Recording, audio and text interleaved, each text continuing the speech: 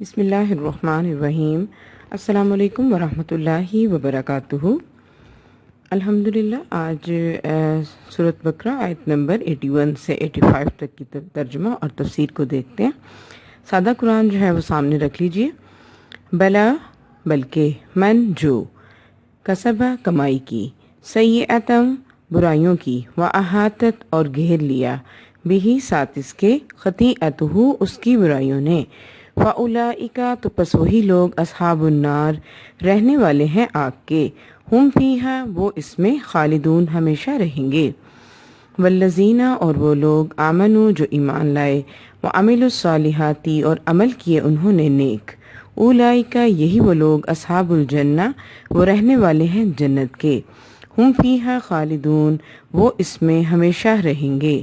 وَإِذْ أَخَذْنَا اور جب لیا ہم نے، میثاق وعدہ پکا وعدہ، بنی اسرائیل سے، لا تعبدون نہ تم عبادت کرو، الا اللہ مگر اللہ کی، وبالوالدین احسانا اور اپنے والدین کے ساتھ احسان کرو، وذی القربی والیتامی رشتہ داروں کے ساتھ اور یتیموں کے ساتھ، والمساکین اور مسکینوں کے ساتھ، وقولوا اور کہو، للناسی لوگوں کے لیے، حسنا اچھی بات، واقیموا الصلاۃ اور قائم کرو نماز کو، وآتوا الزکوٰۃ اور دو زکوٰۃ کو، ثم پھر تولیتم تم نے منہ پھیر لیا، الا مگر قلیلا تھوڑے، منکم تم میں سے، وانتم معرضون اور ہو تم اعراض برتنے والے۔ وَإِذْ أَخَذْنَا اور جب لیا ہم نے، میثاقکم تم سے وعدہ، لا تسفکون نہ تم بہاؤ، دماءکم اپنا خون، ولا تخرجون اور نہ تم نکالو، انفسکم اپنی جانوں کو، من دیارکم اپنے گھروں سے، ثم اقررتم پھر تم نے اقرار کیا، وانتم تشہدون اور ہو تم گواہ۔ آخری آیت ہے، لینتھی ہے لیکن اس کا ترجمہ دیکھیے۔ ثم پھر، انتم ہو تم، ہؤلائی یہی لوگ، تقتلون تم قتل کرتے ہو، انفسکم اپنے نفسوں کو، وتخرجون اور تم نکالتے ہو، فریقم ایک گروہ کو، منکم تم میں سے، من دیارہم ان کے گھروں میں سے، تظاہرون پھر تم چڑھائی کرتے ہو، علیہم ان پر، بالاسم گناہ کے ساتھ، والعدوان اور زیادتی کے ساتھ، وَإِن یأتوکم اور اگر آئے تمہارے پاس، اسارا کوئی قیدی، تفادوہم تم فدیہ دیتے ہو ان کو، وہو محرم اور وہ حرام ہے، علیکم تم پر، اخراجہم ان کا نکالنا، افتؤمنون کیا بھلا تم ایمان رکھتے ہو، ببعض الکتاب ساتھ بعض کتاب کے، وتکفرون ببعض اور تم کفر کرتے ہو ساتھ بعض کے، یعنی کہ بعض حصے پر ایمان رکھتے ہو اور بعض پر کفر کرتے ہو۔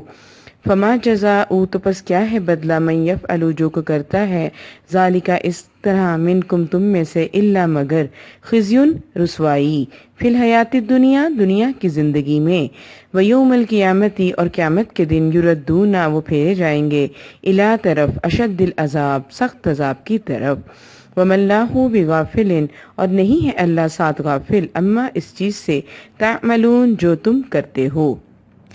اب اس کی دیکھیں تفسیر دیکھتے ہیں ہم۔ بلا من کسب سیئۃ واحاطت بہ خطیئتہ فاولئک اصحاب النار، یہاں پہ ہے کہ یہود کے دعوے کی تردید کرتے ہوئے نا اللہ تعالیٰ جنت اور جہنم میں جانے کے اصول بتا رہے ہیں کہ جو بھی اس دنیا پہ رہتے ہوئے برائیاں کرے گا، کفر کرے گا، شرک کرے گا، والدین کی نافرمانی کرے گا، تو پھر اس کو قیامت کے دن برائیاں ہی گھیر لیں گی، ٹھیک ہے، اور وہی لوگ جو ہیں وہ آگ والے ہوں گے اور وہ اس میں ہمیشہ رہیں گے۔ اس کے برعکس جو لوگ دنیا پر ایمان والے ہوں گے، مومن ہوں گے، ربانی ہوں گے اور اللہ والے ہوں گے، اور سب سے بڑی بات اہل القرآن ہوں گے، جو ایمان والے ہوں گے اور جنہوں نے نیک اعمال کیے ہوں گے، تو وہ پھر ہمیشہ جنت میں رہیں گے۔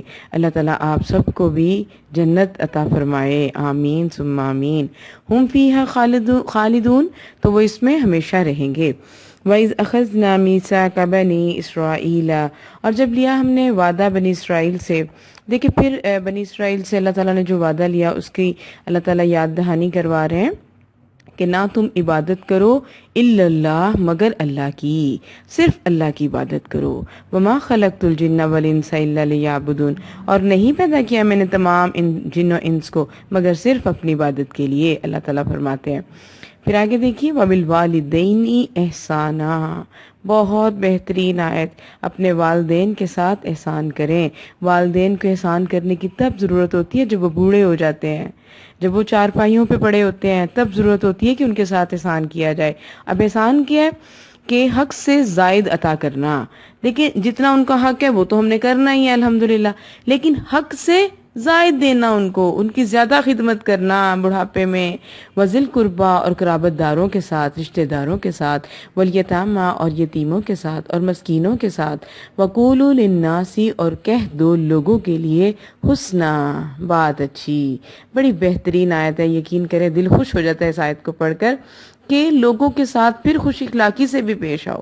نبی اکرم صلی اللہ علیہ وسلم جو تھے وہ مکارم الاخلاق تھے، ہر بندے کے ساتھ اچھے طریقے سے پیش آتے تھے. ہم لوگوں کا کیا رویہ ہوتا ہے؟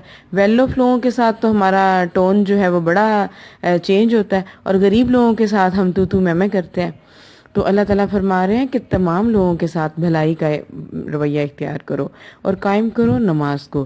نماز کو تمام ارکان کے ساتھ، تمام شرائط کے ساتھ خضوع و خشوع سے ادا کرنا چاہیے. وآتوا الزکوٰۃ اور دو زکوٰۃ. زکوٰۃ کے بارے میں بھی آپ کو معلوم ہے کہ ایک مخصوص نصاب کے مطابق ہر سال جو ہے یہ ادا کی جاتی ہے مال پر، ٹھیک ہے، اور بھیڑ بکریوں پر اور جیسے بھی ہے. ثم تولیتم، پھر تم پھر گئے اس سے، پھر انہوں نے انکار کر دیا، بنی اسرائیل نے منہ موڑ گئے اس چیز سے، مگر تھوڑے، اور ہو تم اعراض برتنے والے.